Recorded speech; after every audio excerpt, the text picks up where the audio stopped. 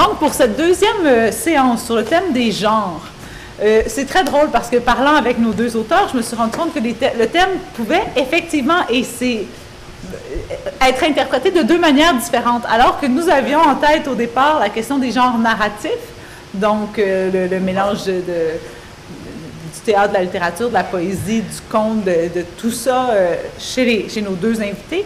Il y a aussi effectivement, et c'est un peu fou qu'on n'y ait pas pensé, la question des genres il, elle, féminin, masculin et tout ce qu'il y a de débattu dans ces temps-ci autour de la question d'un troisième genre, toutes ces questions-là.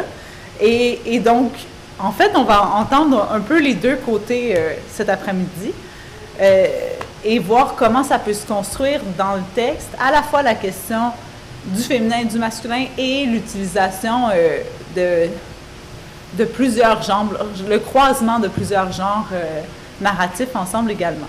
Dans un premier temps, on va faire comme ce matin, je vais vous présenter nos deux invités. Camille va lire un extrait pour le premier et ensuite, on va entendre Simon et ensuite, elle va venir lire un extrait pour Philippe et on va l'entendre après. Et les questions viendront seulement à la fin. Donc, Simon, je ne vous nommerai pas tous les... Simon Boulris, ici, présent. Je ne vous nommerai pas toutes ses publications parce qu'elles sont vraiment très, très nombreuses. Il a publié beaucoup de romans, mais également beaucoup de littérature jeunesse, du théâtre, de la poésie. Donc, brièvement, quelques titres. Du point de vue des romans, il en a publié 3. Le premier qui rira, Javotte et les Jérémiades. Je crois, si je ne me trompe pas, que le plus récent est Javotte. Non, le premier qui rira. Le premier qui rira. Ah, bon, mes excuses. Il a gagné le prix des libraires avec Edgar Payette, qui est un roman jeunesse. Javotte a reçu le prix des lecteurs émergents de l'Abitibi. Et il a reçu également le prix Pichet de la poésie pour Seigne des dents, qui était son premier recueil de poésie. Et sa pièce de théâtre Pig est au Théâtre Prospero à partir du 7 avril en reprise. C'est ça. Donc, c'est vraiment quelqu'un, on l'invitait pour la question des genres parce qu'il touche à tous les genres. Donc, c'est une carrière littéraire très éclectique. Mais j'ai compris féminin et masculin. Oui, c'est parfait, ça va être aussi intéressant.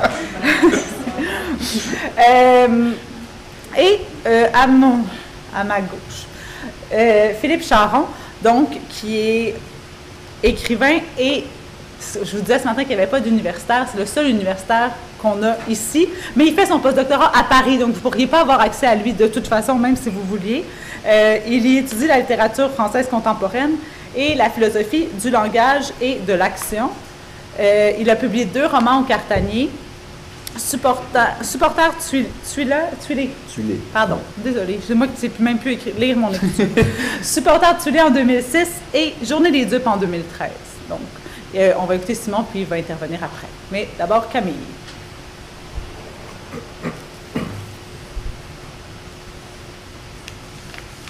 Donc, c'est un extrait des Jérémiades. Avant d'aller plus loin, je dois dire que je n'ai aucun scrupule et que je n'ai pas honte de quoi que ce soit. Je perçois l'honnêteté comme une vertu. Je relate les choses, je ne tais rien. Je suis vertueux, c'est comme ça. Alors je commence. Arthur. J'ai tout dit. Tout est là. Tout est dans Arthur. Ma félicité comme ma perdition. Arthur. Écrire son prénom en lettres capitales me rend vivant et vertueux. C'est tout moi ça.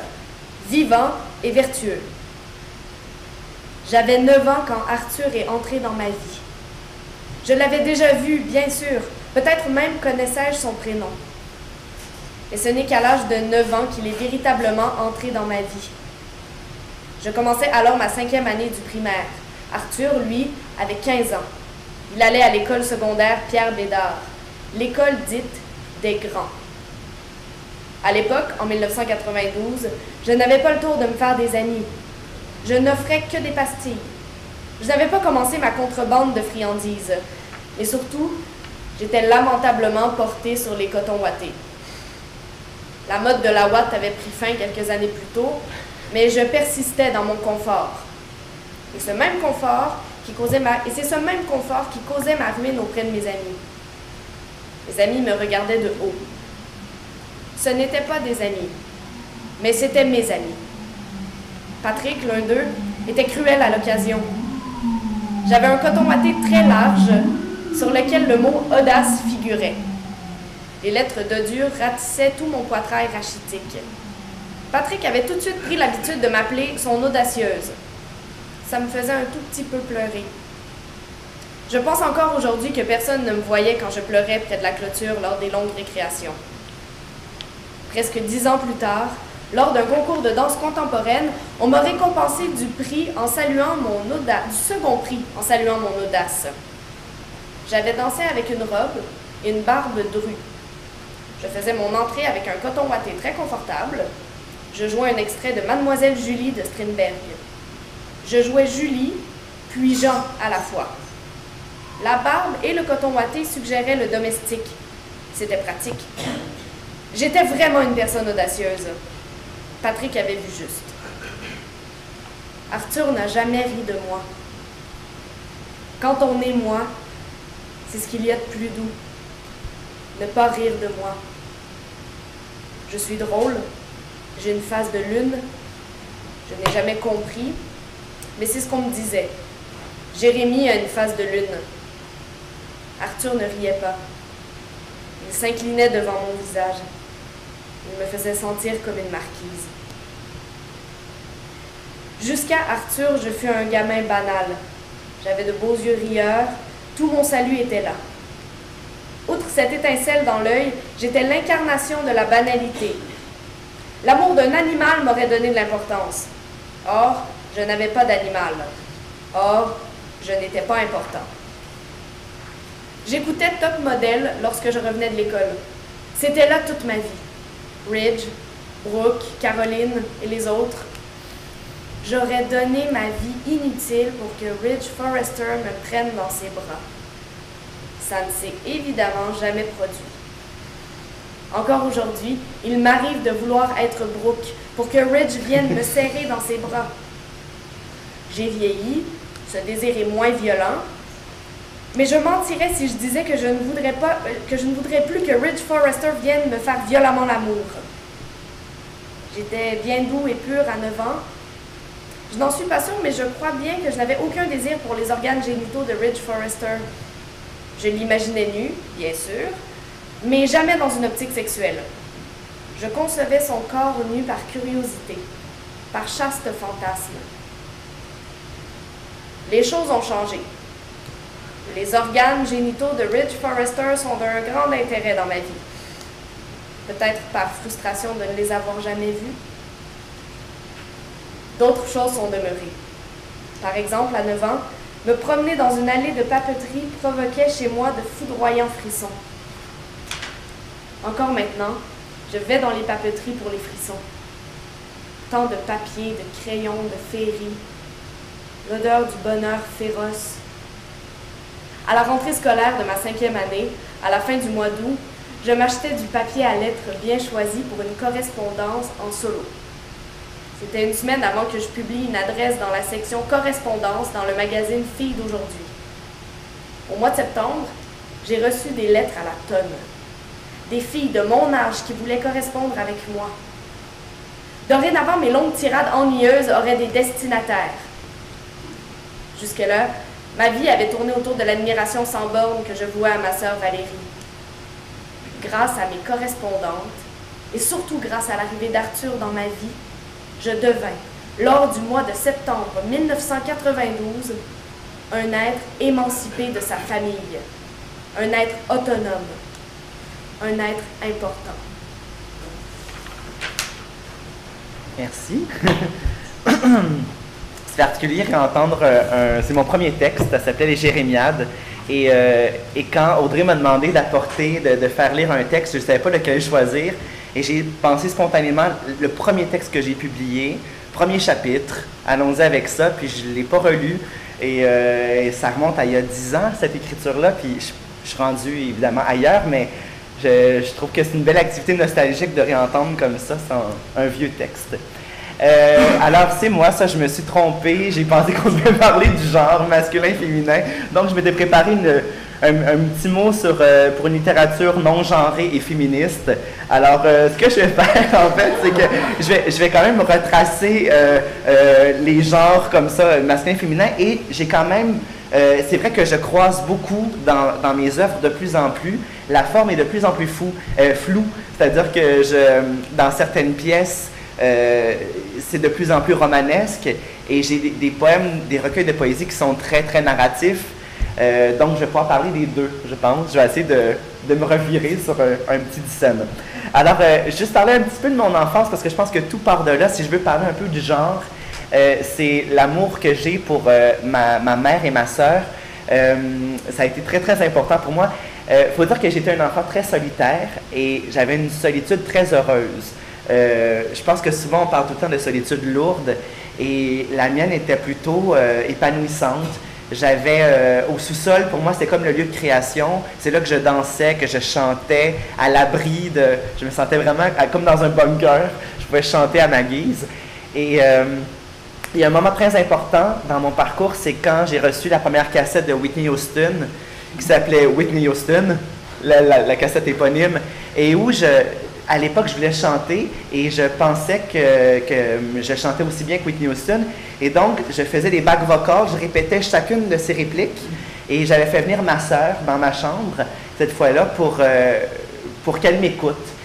Et donc, elle m'a écouté, et je lui ai dit, penses-tu que ça vaudrait la peine que je contacte Whitney pour qu'on réenregistre l'album ensemble? Et pour moi, c'est pas banal, parce que ça dit à quel point que j'avais une ambition immense. Je pensais vraiment que c'était possible de la contacter et de réenregistrer l'album avec ma voix, comme c'était une plus-value. Et ma sœur était très honnête, elle m'a dit, écoute, c'est beau avec ta voix, mais sans, ça marche aussi. C'est pas nécessaire de réenregistrer l'album. Donc, ça a été un moment très important dans mon parcours artistique. Et le deuxième, c'est ma sœur on lisait beaucoup de romans frissons à l'époque, et ma sœur avait commencé l'écriture d'un roman, elle était en 6e année, moi j'étais en 4e année, et je la jalousais parce que je voulais moi aussi écrire. Et donc, en cachette, je me faufilais dans sa chambre, je lisais son manuscrit, et j'avais envie de le poursuivre, j'avais envie d'y voler. Et un jour, elle l'a jeté à la poubelle. Et moi, enfant, je vais devenir vidangeur. Donc, je passais dans toutes les chambres, je mettais tout ça dans un sac. C'était avant la mode du recyclage. Donc, je recyclais plein de choses dans les poubelles. Et donc, j'ai entamé ma carrière littéraire en faisant du plagiat parce que j'ai volé son manuscrit. Je l'ai continué. Je me trouvais génial de poursuivre une idée si solide que ça. Et troisième anecdote, puis après ça, je vais arrêter de parler de mon enfance, c'est en 4e année, parce que c'est très fondateur pour moi, j'aime ça parler de ces 3 moments-là. En 4e année encore, tout se passe en 4e année. Quand j'ai eu 10 ans, là, ça a été une grosse année, vraiment, ça a été bien fertile. Alors, ma professeure m'a dit que j'écrivais bien, mais elle parlait de ma calligraphie. Parce que j'étais très, très maniéré de la main. Là, je voulais tellement que les belles lettres, j'avais une plume à la maison. Et je sais que toi aussi, tu es très... t'aimes beaucoup ça, toi aussi. Donc, le crayon, j'avais vraiment un rapport. La papeterie, là, j'avais un peu oublié ça, mais c'est vrai que la papeterie me fait quelque chose. Les crayons, ça m'excite un peu. Donc, elle parlait de ma calligraphie. Et donc, c'est un quiproquo, mais ça a été un très beau quiproquo parce que je me suis senti valorisé. C'est comme les genres. Oui, absolument. Et je me suis senti valorisé. Et donc, j'ai voulu moi, quand je me sens aimé, je me donne beaucoup plus.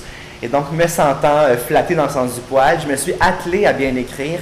Et ça, je trouve que c'est quelque chose d'important à dire aux enfants, comme quoi l'étincelle, c'est peu de choses. Et c'est à la portée de n'importe qui, en fait, l'écriture. Donc, je me suis botté le cul pour devenir un auteur. J'étais pas prédisposé, je crois pas du tout. J'avais un imaginaire qui était très foisonnant, il faut dire. Et surtout, j'étais très inspiré par ma grande sœur et par ma mère. Et c'est ce qui fait qu'aujourd'hui, il y a une place immense dans tout ce que j'écris. Ça m'a pris du temps. Longtemps, c'est ça, je voulais orchestrer plus la pensée autour de la littérature homosexuelle parce que je suis beaucoup partie de mon enfance puis mon adolescence, tout ça. Puis je me suis vraiment détourné il y a quelques années au profit de ma sœur et encore plus de ma mère, qui est une voix que je trouve très théâtrale. Et donc, elle a une voix théâtrale que j'aime utiliser même dans le roman. Et cette voix-là, je l'ai surtout mis en scène la première fois dans une pièce qui s'appelle Peroxyde, qui est un tournant dans l'écriture théâtrale pour moi parce que c'était la première fois où j'allais vraiment puiser autant, où j'allais en fait vampiriser ma mère. Je l'ai vraiment vampirisée, même des expressions colorées qu'elle sort constamment. Ma mère m'a toujours appelé son gros Chris. Mais gentiment, là, c'était plein de tendresse. On était dans un, mettons, au Dollarama. Gros Chris, viens-t'en. Puis, et il y a une tendresse dans cette parole-là, moi, qui m'émeut beaucoup. Et évidemment, bon, dans les premières fois où j'ai écrit ça dans des pièces de théâtre, les mères, les femmes qui devaient incarner la mère, qui est en fait ma mère, avaient un immense malaise. Je peux pas dire ça, il n'y a pas de tendresse. Non, il y a une tendresse, je vais te le jouer, tu vas l'entendre. Et même, ma mère avait vraiment, il y a une hiérarchie dans les sacres, mais tu sais, quand elle était fâchée, c'était plus mon gros tabarnak. Mais gros Christ, c'était très gentil. Il y avait pas de, j'avais pas de peine d'entendre ça, là, c'était pas douloureux. Mais ma mère a persisté dans sa théâtralité et elle m'a souvent inventé comme ça des phrases. Encore aujourd'hui, si je gagne un prix littéraire, je vais dire, maman, j'ai gagné le prix des libraires pour Edgar Payette. Elle dit, hey, chion donc. Donc, c'est genre, chion donc. Elle dit ça, chion donc. Une phrase qu'elle a beaucoup dite, moi je pensais que c'est une expression consacrée, c'est, mettons qu'on mange un pâté chinois, puis là, mon père, il trouve que le maïs, c'est pas bon. Il va dire, hey, Lise, ton maïs, c'est pas très bon. Ma mère va dire, hey, je suis pas dedans quand je l'achète. Puis, je pensais que je l'avais mis dans la pièce Peroxyde pensant que c'était une phrase usuelle, une expression consacrée, puis finalement, les comédiens ne comprenaient pas du tout, il était question de quoi. Donc, ma mère, quand je lui ai révélé ça, elle dit, ben voyons, je l'ai inventé, je suis bien cool. Elle est bien contente de... Mais en fait, c'est ça. Je vous raconte ça parce que, pour moi, ça a été un tournant, parce que Peroxyde, c'est la première fois que je vampirisais autant quelqu'un. Et j'avais cru naïvement que ma mère se reconnaîtrait pas dans la pièce. Et ma soeur était assise entre mes deux parents au Katsu quand on a fait la lecture. Moi, j'étais sur la scène en train de jouer un personnage. Ça m'a un peu sauvé du stress de regarder ma mère. J'ai pensé naïvement qu'elle ne s'en rendrait pas compte. Et après, dans le hall d'entrée, elle criait très très fort. « Joanne Fontaine, c'était moi! Elle me jouait! » Elle était super contente. Elle voulait des droits d'auteur. Et donc, j'ai senti... son aval, j'ai senti qu'elle acceptait que je la vampirise. Et même, depuis ce temps-là, je sens qu'il y a un plaisir et qu'il y a une déception quand elle ne se retrouve pas dans ce qu'elle lit. Donc, en tout cas, pour un auteur, je ne sais pas pour les autres ce que c'est, mais il me semble que d'avoir l'aval de sa mère qui est tellement inspirante, qui fait naître autant d'écriture, c'est un grand joyau qu'elle m'offre de la vampiriser comme ça. Là, je peux glisser du genre, bon, aller avec la forme, parce que Peroxyde, c'était... Longtemps, j'ai écrit cette pièce de théâtre-là, elle est restée longtemps dans mes tiroirs parce que je ne savais pas comment traiter ce sujet-là. C'était un peu complexe pour moi, puis je ne trouvais pas le bon angle. Et un jour, j'ai vu une pièce au FTA, c'était une compagnie japonaise, où il y avait énormément de narration. En fait, c'est presque un roman narré sur scène. Et là, ça m'a donné envie d'avoir un personnage, mon personnage qui était le moins actif dans la pièce, qui s'appelle Julie, c'est une patineuse artistique, et je lui ai donné la narration. Donc, elle narrait toute l'histoire. Elle était omnisciente, et en plein milieu de la pièce, elle devenait un personnage actif. Donc, elle perdait délibérément son omniscience pour vivre comme tout le monde et pas savoir ce qui va venir avec sa vie. Elle voulait, elle aussi, risquer l'amour, risquer d'être répudiée, de ne pas être aimée. Donc, je me suis vraiment amusée à créer une vraie narration, donc qui est près du roman, et qui a pourtant, c'est en soi théâtral, au niveau de la forme, c'est-à-dire que c'est une patineuse artistique qui n'a pas la parole facile. Hein. Une patineuse, une athlète, on sait bien que les athlètes ne sont pas toujours articulés. Je trouvais ça intéressant d'avoir ce point de vue omniscient et près du roman d'une fille qui n'a pas le bagou, qui n'a pas le vocabulaire pour raconter. C'est pour ça que je trouve que sur scène, ça prend une plus grande ampleur parce qu'il y a une parole qui est peut-être un peu plus pauvre, mais qui se veut raffinée. Ça, je trouve ça intéressant. C'est une langue qui est appauvrie, mais dans laquelle on insuffle un lyrisme qui est un peu fabriqué. Et qui plus est, le personnage rentrait sur scène avec un costume de paillettes, un costume de patineuse artistique, et avec des patins et des protège-lames. Donc, des protège-lames, vous savez sans doute que ça peut créer une espèce de démarche bancale qui n'est pas ancrée. Et moi, au théâtre, j'ai une formation de comédien. J'ai étudié 2 ans à l'UQAM, j'ai pas eu mon diplôme. J'ai étudié 2 ans en études littéraires et j'ai abandonné pour aller en théâtre. Et en théâtre, on a passé 4 ans à me dire que je n'étais pas ancré, que j'étais trop aérien. Et c'était comme une forme de revanche pour moi de créer un personnage qui est théâtral, décalé, et qui arrive avec aucun ancrage sur scène, qui est vraiment bancale, tremblante, au même niveau que sa parole, en fait.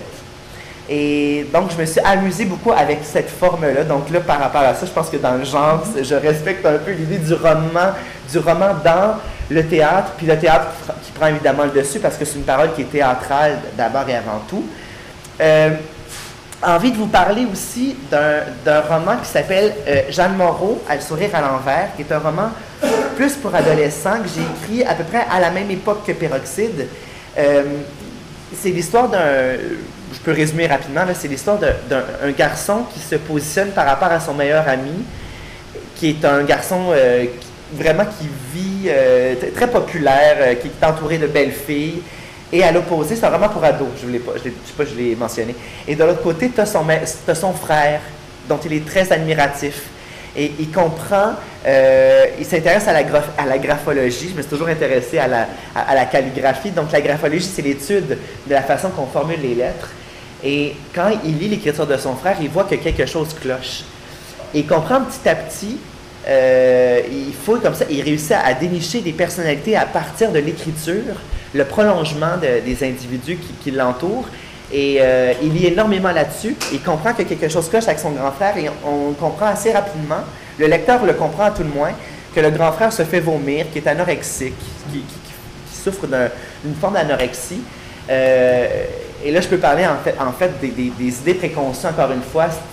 L'idée que l'anorexie, c'est une maladie genrée. On entend souvent ça, que ce ne sont que les jeunes filles. Éludant complètement le 10% des malades qui sont des garçons. Moi, j'en ai souffert, donc je me sentais assez bien placé pour discuter de ça. Puis, je voulais pas en faire un psychodrame, donc j'aime pas ça quand c'est le personnage principal qui vit la chose. Donc, moi, quand j'en ai parlé, quand j'avais 15 ans, à ma meilleure amie qui était une fille extrêmement ouverte, elle m'a dit « ça se peut pas, t'es un garçon ». Et qu'une fille aussi brillante me dise ça, je me suis dit « mon Dieu, c'est troublant ». Évidemment, c'est une autre époque, mais j'ai trouvé l'angle intéressant pour raconter cette histoire-là en me disant que le frère dont on s'attache tant, en tout cas, j'ose croire qu'on s'attache, c'est un personnage qui est transparent, qui est plein d'ouverture, mais qui ne peut pas concevoir que son frère pourrait souffrir de ça.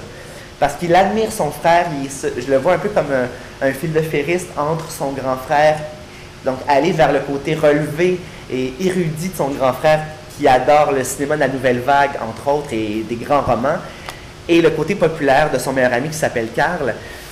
Donc je trouvais ce tiraillement-là intéressant au niveau identitaire pour un adolescent, et donc j'ai bâti ce roman-là à partir des tabous, des idées préconçues sur les maladies genrées, on peut dire ça. Et le personnage m'a obsédé longtemps, et même après avoir terminé l'écriture, ce qui m'arrive jamais. Moi, normalement, quand je termine un roman, c'est terminé. Je fais beaucoup de littérature pour enfants, et les enfants demandent systématiquement « allez-vous faire une suite ?» Quand quelque chose fonctionne, on me demande toujours ça. Moi, je suis un peu plate. Je fais « non, ça ne m'intéresse pas les suites. Pour moi, c'est clos, c'est terminé. » Mais le personnage m'a encore habité pendant un bout de temps, et là... je m'étais mis à écrire à partir de Léon, qui est 2 ans plus vieux, qui est rendu à 17 ans et qui va dans un gym. Et ça coïncidait avec le moment où je me suis inscrit dans un gym. Je parle beaucoup de ma vie mais j'avais une fascination pour un bodybuilder qui s'entraîne toujours au gym. Et je voyais une femme qui l'observait en retrait. Et je me suis un peu imaginé que cette femme-là était sa muse, était sa fille protectrice.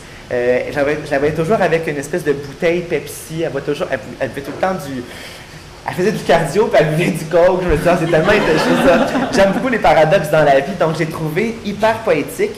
Et j'ai créé un personnage qui se positionne par rapport à ces deux-là. Et c'est Léon, finalement. Je me suis dit, Léon qui m'obsède tant, pourrait se reglisser 2 ans plus tard, qui est obsédé aussi par l'image, qui a envie de gagner en ampleur. L'image qui représentait le plus mon personnage Léon, c'est quand il faisait des poids et haltères avec les dictionnaires de son grand frère. Donc, il prenait le gros dictionnaire pour gonfler son tour de biceps. Puis je trouvais que c'était l'espèce d'adage, un esprit sain dans un corps sain qui appliquait à la perfection, parce qu'elle apprenait un nouveau mot, faisait des tractions en apprenant le mot. Je trouvais l'image assez forte. Et donc, j'ai poussé ça plus loin. Il va au gym et là, il se met à lire de la poésie. Et en faisant son cardio. Parce que moi, personnellement, encore une fois, je fais un parallèle, mais moi, quand je vais au gym, c'est le moment où je lis le plus. Parce que pour moi, la lecture, ce n'est pas passif. Moi, je lis seulement quand je suis en déplacement. Donc, dans le métro, des fois, je fais des raids de métro pour lire un livre en entier. Parce que je suis en déplacement, donc je me dis que j'ai l'impression de rentabiliser mon temps. Je ne sais pas, mais j'aime me déplacer en lisant. C'est actif pour moi. Et quand je vais au gym en faisant mon elliptique, j'ai une immense stabilité et je réussis à lire comme ça sans bouger. Mes amis font ça comme ça. Moi, je suis très concentré, je suis très focus. Étonnamment, je ne sais pas quand je parle, mais quand je lis, je suis très concentré et j'ai donné ça au personnage et donc il consomme énormément de poésie et les meilleurs vers, il les réécrit sur les fiches d'entraînement des personnages, des gens autour de lui. Donc, il fait du vandalisme poétique. Donc, il écrit des vers. Ce n'est que de la poésie québécoise que j'ai retenue pour le roman. Et donc, ça va s'appeler Paysage au néon. C'est la suite. Je vous en parle parce que c'est un roman qui bifurque à mi-chemin dans de la poésie. Donc, la poésie que le personnage consomme, qui a 17 ans, donc il s'intéresse beaucoup de plus en plus à ça, va contamine même le roman. Donc, ça dérape à mi-chemin et la poésie s'insinue dans le roman jusqu'à devenir un recueil de poésie, mais je vais le publier en roman, même en roman graphique, parce qu'il y aura des petits dessins. Voilà. En fait, c'est celui qui a illustré le premier. Il s'appelle Jean-François Poisson. Je me suis un peu inspiré de toi, en fait, parce qu'Audrey fait de magnifiques dessins dans ses romans, puis moi, je trouve que ça apporte encore une fois une plus-value. C'est quelque chose de... Surtout quand ça vient de l'auteur, en plus. Il y a quelque chose de plus magique. Là, c'est pas moi qui les a faites, mais je sais pas. Donc, je voulais parler de ça parce que là, je suis complètement dans l'idée du genre à tous les niveaux. Le fond et la forme, là, on peut dire que le personnage qui se questionne sur le genre, beaucoup par rapport aux deux personnages, encore une fois, un bodybuilder qui se surentraîne et qui certainement camoufle une grande fragilité. C'est un gros cliché, mais c'est tellement vrai quand même, pour en connaître beaucoup, pour avoir côtoyé un peu, je me suis beaucoup intrigué avec ce phénomène-là et j'ai interviewé des bodybuilders pour nourrir le roman. J'ai trouvé ça très poétique, entendre la parole de gens qui se surentraînent. Et c'est même parfois une forme de bigorexie, ce qu'on appelle quand on observe trop le nombre de calories. Donc ça fait aussi partie des thématiques que j'aime bien. Il me reste un peu de temps. Juste m'assurer, oui. OK, parfait. Genre 5 minutes. Oh, OK. OK, alors je vais passer directement à ma littérature pour en faire davantage avec... je vais revenir avec le genre, avec Les monstres en dessous et Edgar Payette, qui sont, et même peut-être encore plus le dernier, Plus léger que l'air, où c'est un petit garçon qui s'appelle Junior, mais que tout le monde appelle Boboule, qui était en fait mon surnom enfant, d'une part parce que j'étais très rond, mais aussi parce que Boulris, Boboule, on dirait que j'étais faite pour ça. Et donc, le petit garçon a un père qui est clown, et il y a une bonbonne d'hélium à la maison et la mère, c'est une astronaute. Et le petit garçon rêve à de la légèreté, il a envie de gagner en légèreté, il a envie de danser surtout. Et donc, il va un jour se gaver d'hélium et comme un ballon, il va se mettre à voler dans le ciel. Et pour moi, c'est important quand j'en parle aux enfants, encore une fois, de parler des genres, parce que c'est ce que j'avais prévu. Donc, je m'étais dit, je revendique toujours la fragilité des garçons. Et c'est un peu à rebours que j'ai réalisé après avoir écrit ces 3 romans-là, que tous mes garçons dans mes romans sont toujours immensément fragiles. Et les filles sont toujours immensément fortes. Dans Edgar Payette, la fille fait de la boxe. Elle s'appelle Vicky, c'est une boxeuse. Elle est quand même féminine. Elle a toujours des vêtements agencés. Mais elle est très, très forte. Pour moi, j'ai toujours envie de brouiller le plus possible les pistes, surtout pour les enfants, parce que pour les enfants, rapidement, il y a des clichés qui embarquent. Puis peut-être que je suis en train d'instaurer de nouveaux clichés, parce que mes filles sont toujours immensément fortes, puis ont beaucoup de réparties, puis sont même parfois féroces.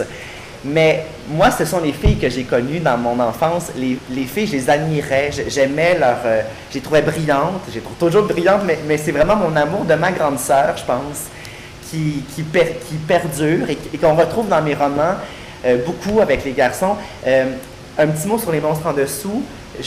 là, vous avez pensé vraiment que j'utilise trop ma vie, mais quand même, j'ai souffert d'énurésie quand j'étais plus jeune. Donc, les enfants qui urinent au lit, qui est un grand drame dans la vie de beaucoup d'enfants. L'idée, ça a stressé, c'est parce qu'évidemment, on ne veut pas aller dormir chez des amis. Donc, ça isole un peu. Et donc, le personnage, Nathan, qui a 11 ans, prend des sacs de plastique pour ne pas tacher son matelas. Il les met sous son lit le matin. Le matin, ça se transforme en espèce de pieuvre. On voit un peu sur la couverture des espèces de tentacules. Et sa meilleure amie, Chloé, a envie de se faire enlever par un monstre marin et elle est attirée par l'odeur d'urine dans sa chambre. Elle trouve ça attirant. Ça lui rappelle, elle veut se faire enlever par un monstre marin, donc le côté salin lui plaît beaucoup, la charme. Et donc, moi, je n'avais pas constaté à quel point que les genres étaient aussi tranchés à l'opposé de ce qu'on entrevoit normalement. C'est mon éditrice, Stéphanie Durand, qui elle m'a dit, rétrospectivement, elle m'a dit, tu réalises à quel point tes garçons sont toujours très fragiles, que tu creuses la fragilité des garçons et que les filles se révèlent toujours être le pendant d'une part humoristique et le pendant, c'est par eux que les garçons se sentent protégés.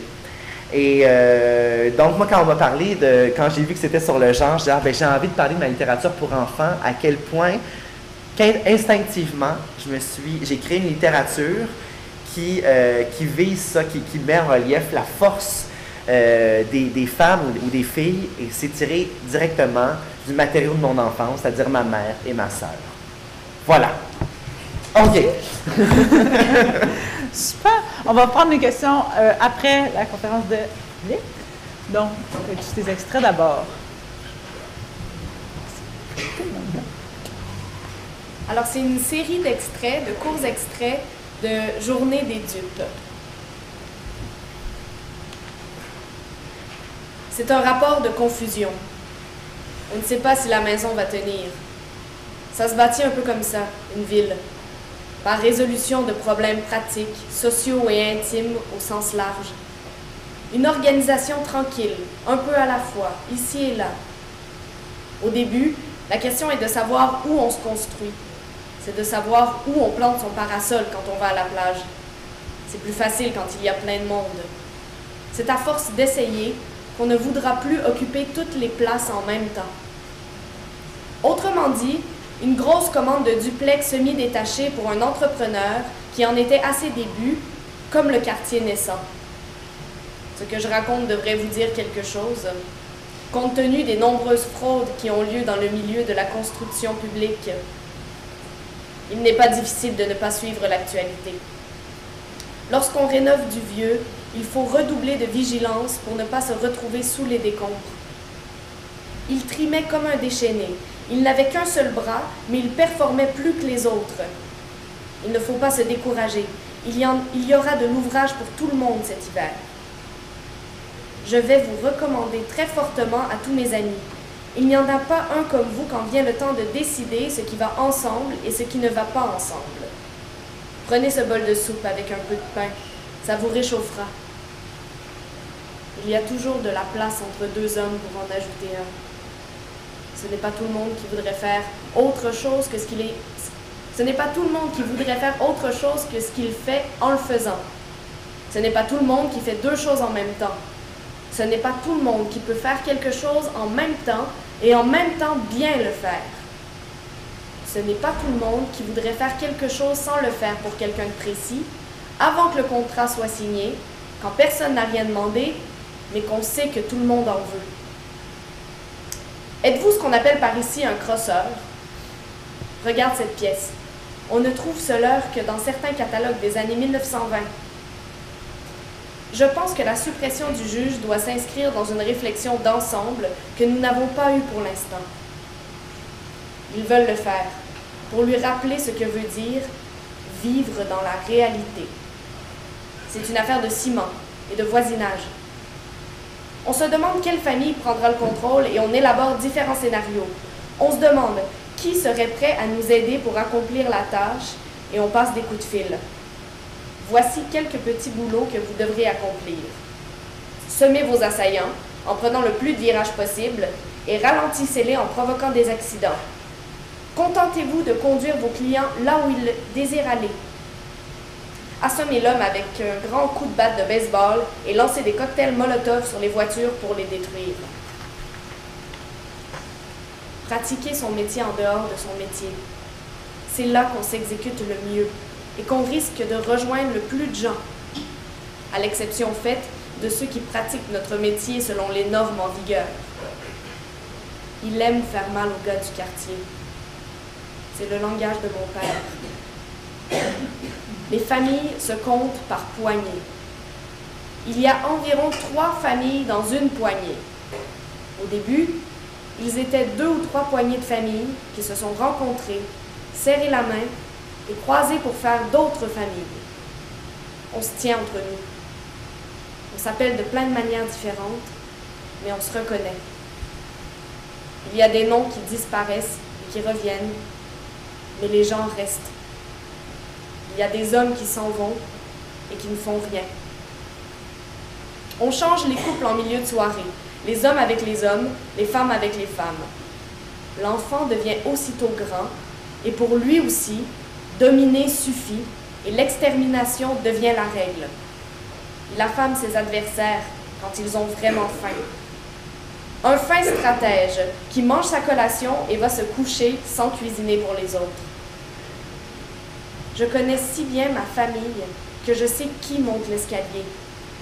Surprise, ce n'était pas moi. Es-tu certain? Ce n'est pas désagréable pour soi et pour les autres. Et on se dit, quand on se rend compte que les gens sont réunis, que c'est bien qu'on soit tous ensemble, et on souhaite que ça arrive plus souvent, car on a vraiment du plaisir ensemble. En vrai amateur, focalisation assez détachée, ça n'intéresse pas sa sœur hypoglycémique, qui loue par bail annuel et possède la capacité de trouver le financement nécessaire auprès des institutions prêteuses pour séduire d'anciens avocats qu'on voit encore moins souvent qu'elle parce que ces relations ne durent pas. Certains préfèrent la solitude, d'autres les discussions interminables. Il y a beaucoup de cas d'entre deux. Chaque fois qu'on la voit, elle a une coupe de cheveux différente. Ça passera très vite. On ne verra pas le temps passer.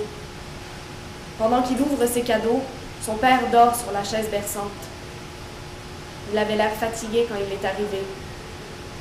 La constipation. Quelle misère!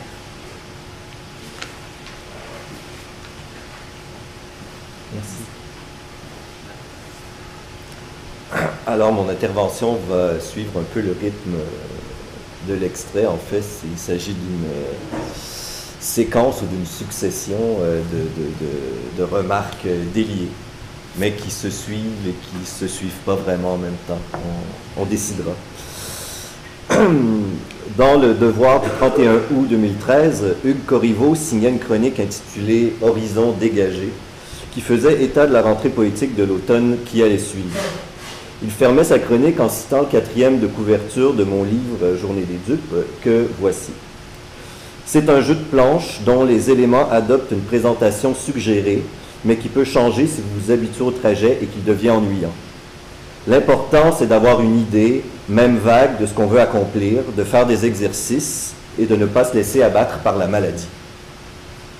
Selon Corriveau, la journée des dupes que je propose est un peu bancale et il reste à comprendre ce que cela veut dire. Il avait bien raison. On dit d'une chaise ou d'une table qu'elle est bancale ou qu'elles sont bancales lorsqu'elles ont une patte ou des pattes tordues. J'ai toujours eu l'ambition de développer mes aptitudes manuelles pour bricoler et bâtir des tables et des chaises, mais en vain, je reste malhabile. Faire autre chose que ce qu'on aurait voulu faire, c'est un détournement de savoir-faire. Peut-on dire pour autant qu'on a manqué sa carrière et qu'on a passé à côté de sa vie? Que faire, docteur? L'important, c'est d'avoir du plaisir lorsqu'on travaille. Le docteur Isaac Joseph explique qu'il faut augmenter notre habileté, rendre nos incapacités non seulement supportables, mais aussi productives et créatives. Si notre rapport au langage et à notre vie est précaire, cela ne constitue pas, selon moi, un désœuvrement, mais un espace viable. Il faut investir un certain nombre de stigmates, ou pour le dire comme le docteur Goffman, se poser de manière singulière la question des usages sociaux des handicaps. Pourquoi alors ne pas amputer les chaises et les tables de leurs pattes tordues, se les greffer, s'asseoir devant le téléviseur et retranscrire le contenu des émissions en vidéodescription comme exercice de réadaptation et de réappropriation de nos ressources langagières et de nos habitudes de vie.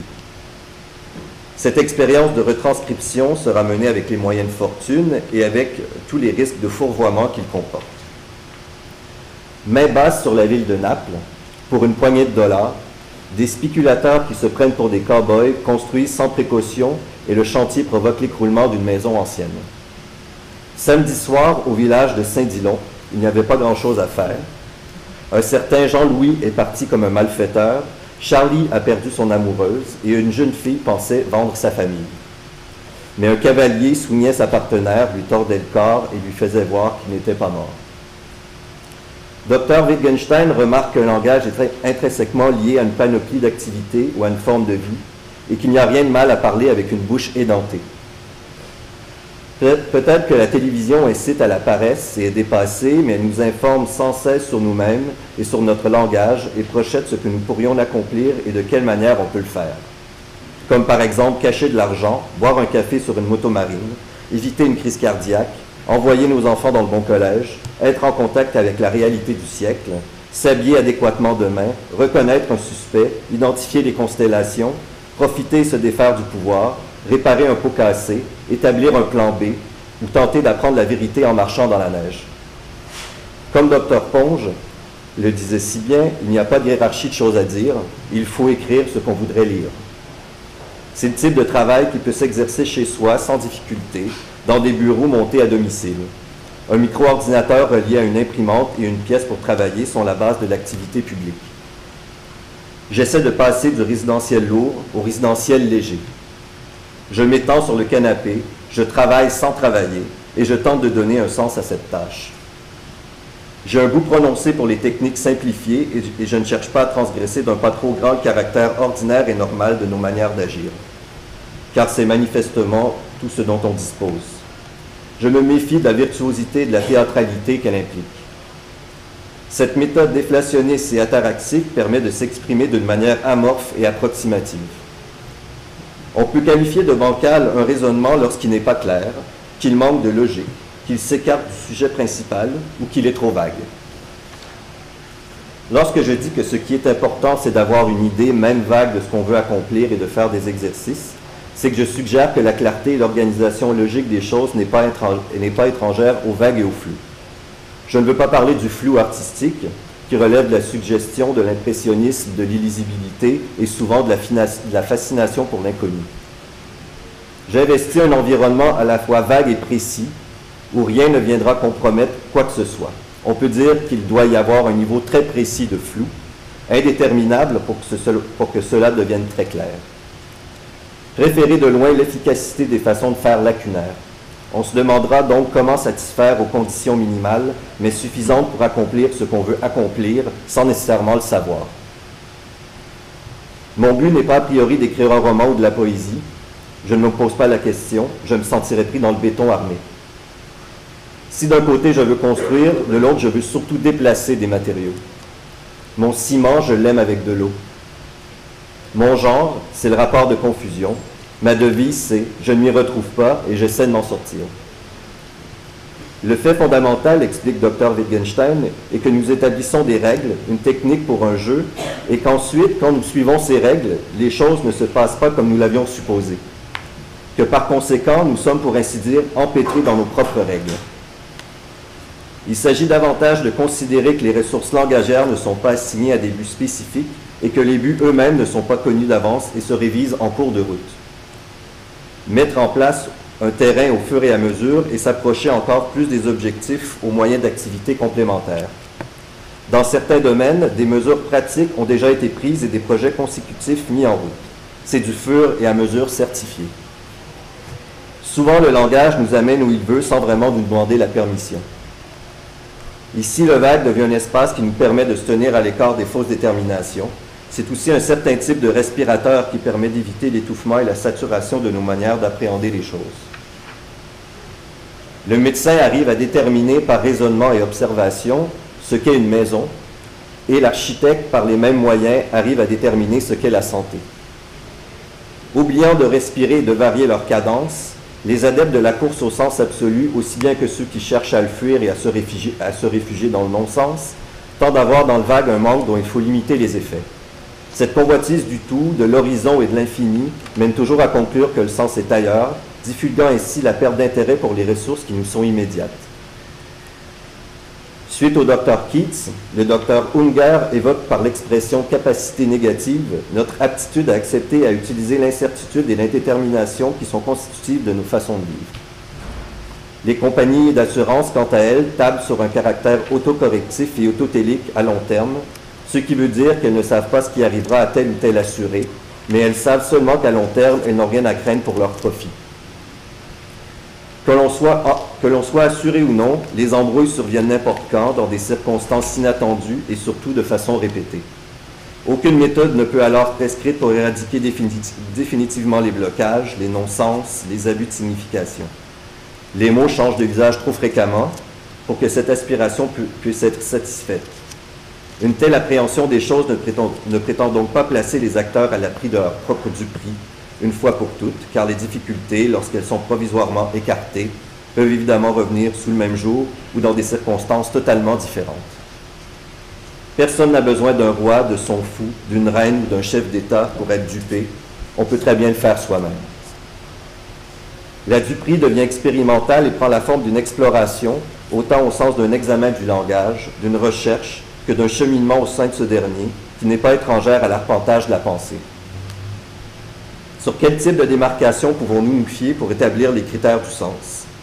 Comment rendre plus flexible la tâche de nos douaniers conceptuels, dont la tendance à surtaxer certains usages parvient à nous convaincre de l'existence de régions plus précieuses du langage? Comme le suggère le Dr Bradley, une des manières d'explorer les embranchements de la vie est de jouer une bonne partie de destin, le jeu de la vie. En effet, quoi de mieux que d'éliminer la frontière et tout emmêler entre sa vie propre et sa vie encadrée dans une communauté très réduite et vague de 7 à 77 ans, où on se retrouve subitement riche et chanteur populaire ou femme d'affaires en complet, amatrice de cigares et de cravates, si on peut argumenter que c'est une vie dans une vie et qu'on y tient plus qu'à son épouse, jolie bâtonnée rose. Faut-il divorcer par avance et par principe? On se dit que malgré les alliances, on ne peut pas, et ce en conséquence de la situation économique restreinte, mais réellement effective, assurer le respect des clauses du pacte de non-agression et que se couvrir l'un l'autre comme ça n'a finalement aucun sens. Qu'on se fait plus de mal que de bien et que, de toute façon, tout le monde s'est trahi plus ou moins subtilement dès le 4e tour. Dans une version prototypique du jeu de planche, le suicide est délimité par 4 cadastres. La braverie, la ruine, la célébrité et d'importants bureaux.